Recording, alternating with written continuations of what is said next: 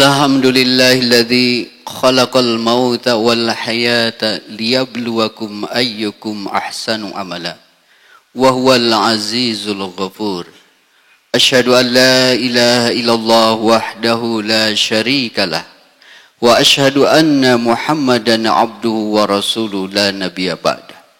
Allahumma shalli ala Muhammad wa ala alihi wa ashabihi wa man tabi'ahu ila yaumil qiyamah. Ayuhal hadirun, usi nafsi awalan wa usikum saniyan bitaqwallah faqad fazal muttaqun. Amma ba'du. Hadirin iwatul iman rahimakumullah. Bahwa setiap peristiwa yang ada, kejadian yang terjadi, musibah yang menimpa, yang disuka ataupun tidak, Allah hadirkan itu sebagai ujian, sarana ujian keimanan kepada kita. Apakah kita kuat imannya ataupun tidak. Karena Allah mengingatkan kepada kita dalam surat Al-Ankabut ayat 2. A'udzu billahi minasyaitonir rajim. Ahasiban nasu ayyutraku ayyaqulu amanna wa hum la yuftanun. Apakah manusia itu mengira bahwa mereka dibiarkan saja berkata amanna, kami beriman, sedang mereka tidak diuji lagi. Hadirin rahimakumullah. Jadi konsekuensi dari keimanan kita adalah harus siap dan sanggup diuji oleh Allah Subhanahu wa taala. Baik ujian tadi yang kita sukai atau ujian tadi yang tidak kita sukai. Wa nabluwannakum bil khairi wasyarr.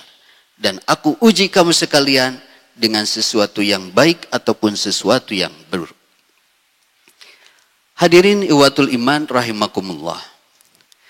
Dalam kitab Makarimul Akhlaq, Abu Bakar bin La'al meriwayatkan hadis dari Anas bin Malik bahwa Rasulullah sallallahu alaihi wasallam bersabda, al-mu'minu baina khamsin sadaida.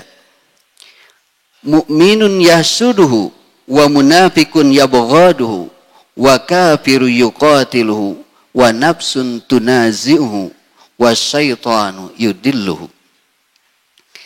Setiap mukmin akan dihadapkan kepada 5 ujian. Kalau Imam Patihiyakan mengumpulkan hadis ini dalam kitab Ad-Da'wah, dan beliau menyebutkan bukan hanya sebagai ujian, tetapi melainkan adalah tantangan rintangan bagi orang yang beriman, terutama para dai. Bahwa orang yang beriman akan dihadapkan pada 5 tantangan atau 5 ujian tadi. Al-mu'minu yahsuduhu. Yang pertama adalah orang beriman yang senantiasa hasud, iri hati. Jadi tantangan yang pertama bagi orang yang beriman adalah dari orang beriman sendiri yang suka hasud. Maka kita harus hati-hati. Hal ini dijelaskan dalam kitab Tablisul Iblis. Ibnu Qayyim al-Zawji menyampaikan bahwa hasud ini merupakan alatus syaitan, merupakan alat setan untuk merusak kebaikan, untuk merusak uhuwah, untuk merusak silaturahim, untuk merusak persaudaraan, untuk merusak perpecahan, sehingga terjadi perpecahan dan tidak kompak, agar orang-orang beriman tidak kompak dalam kebaikan, dalam ketaatan. Bahkan hasud ini merusak amal soleh kita. Bahkan energi kita bisa habis bukan untuk kebaikan, tetapi menjelekkan sesama mukmin kita. Nauzubillah. Hadirin iwatul iman rahimakumullah. Jadi tantangan yang pertama yang akan kita hadapi selaku mukmin, selaku dai adalah al-mu'minu yahsuduhu, yang tentunya harus kita hindari dan harus kita jauhi karena begitu berbahaya. Kemudian menurut Ibnu Taimiyah mengatakan bahwa hasud itu al-baghdhu wal karahatu lima yarahu min husni halil al-mahsud, yaitu membenci dan tidak suka terhadap keadaan baik, keadaan kesuksesan orang yang beriman yang lainnya, sehingga dia menginginkan dan mengharapkan kesuksesan kebaikan itu hilang dari orang tersebut. Nauzubillah. Hadirin ikhwatul iman rahimakumullah.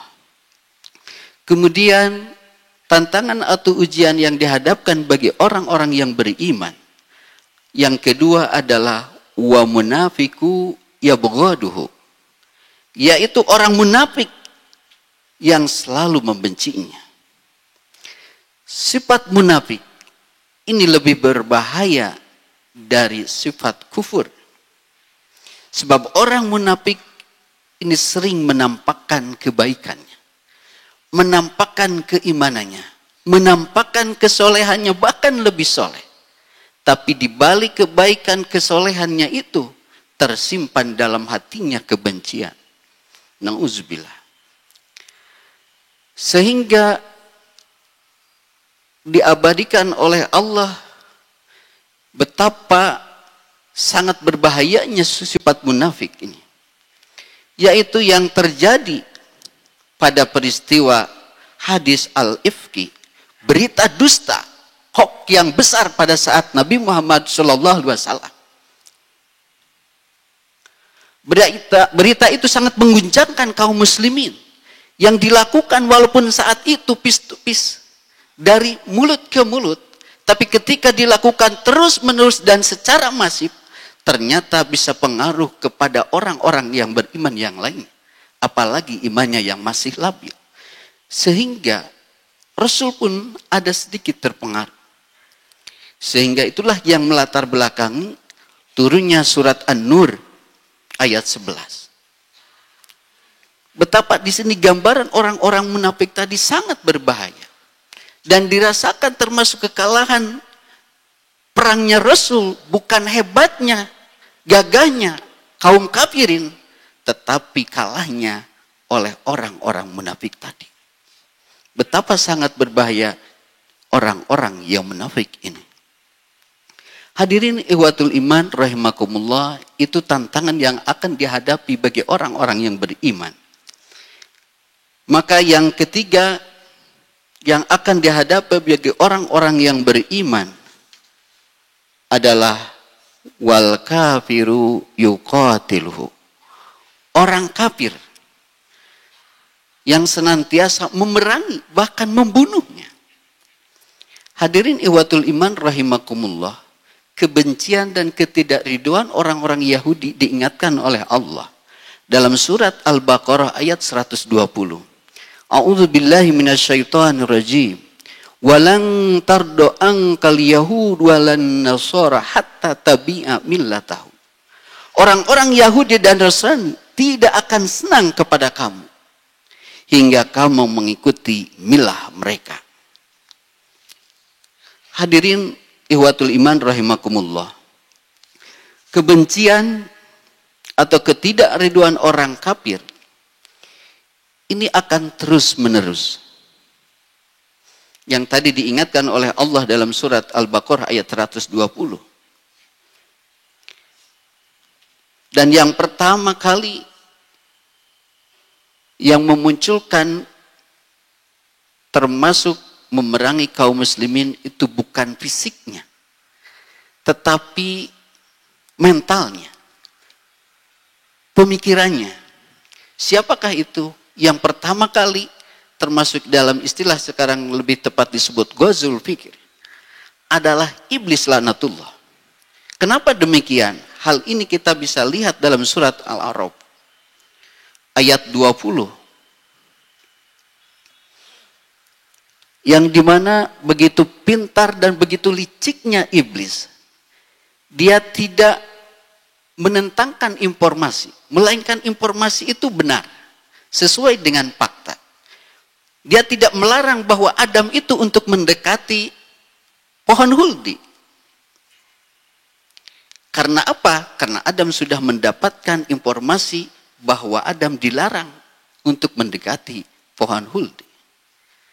Tapi sebuah kalimat yang ditambahkan dan disisipkan oleh iblis laknatullah untuk mengelabui Adam. Sebuah informasi yang salah. Yaitu yang diabadikan oleh Allah dalam surat Al-A'raf ayat 20 ini adalah sebuah alasan kenapa Allah melarangnya. Wa qala ma nahakuma rabbukuma an hadhihi sajarah illa an takuna malakain aw takuna minal khalidin.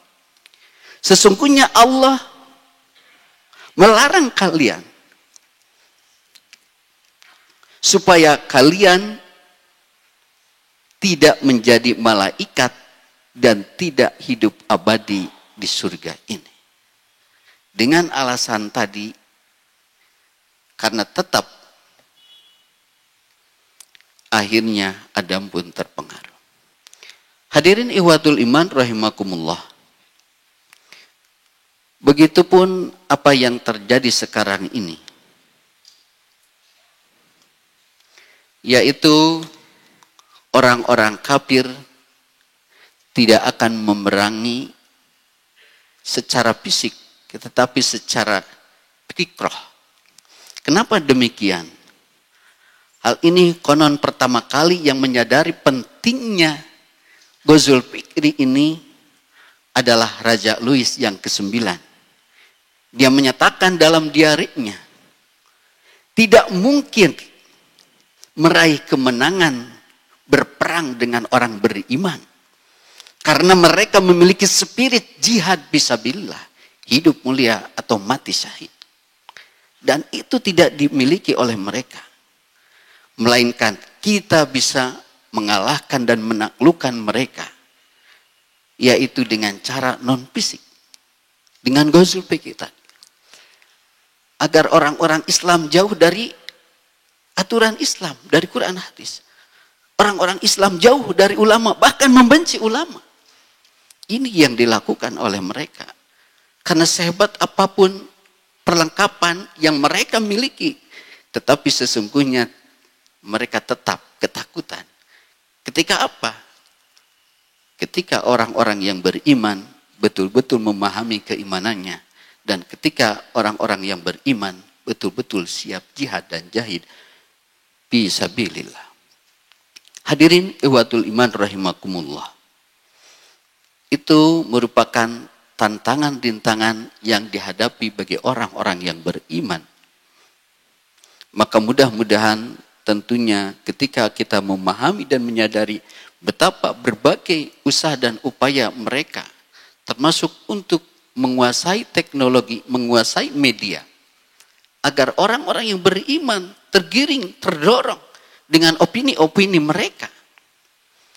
Dan betul kita rasakan terkadang kita terbawa oleh arus mereka. Sehingga kita tidak senang, kurang bangga terhadap Islam, kurang senang terhadap ulama. Itu yang dilakukan mereka. Mudah-mudahan senantiasa kita mendapatkan perlindungan dan keberkahan dari Allah Subhanahu wa taala. Barakallahu wa'ala.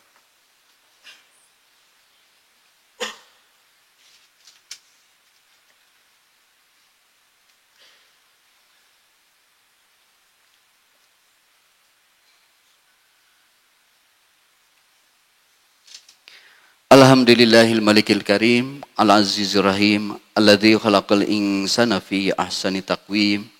Asyhadu an la ilaha illallah wahdahu la syarikalah. Wa asyhadu anna Muhammadan abduhu wa rasulullah nabiyya ba'da.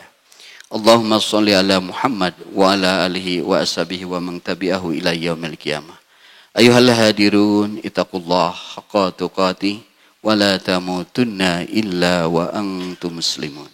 Amma ba'du. Hadirin ihwatul iman rahimakumullah.